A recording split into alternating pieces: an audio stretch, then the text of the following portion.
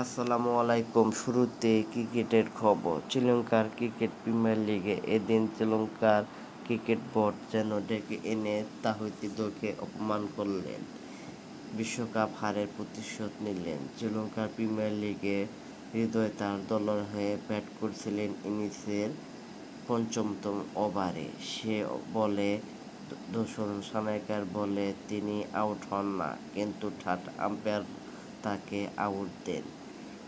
সে বলে দূষণ সানাইকা আবেদন করলে এলবিডব্লিউ তাকে সাড়া দেননি আম্পায়াররা। খালি চোখে দেখা যায় এটি কোনো রকমই আউট হয়নি হৃদয়, তাই মাঠের আম্পায়াররা আউট না দিলে তিনি চলে যান থার্ড আম্পায়ারের কাছে। আম্পায়ার সেফ বলের মাধ্যমে তিনি আউট না হলেও থার্ড আম্পায়ার তাকে আউট করে চরম অপমান করল তৌহিদ হৃদয়কে।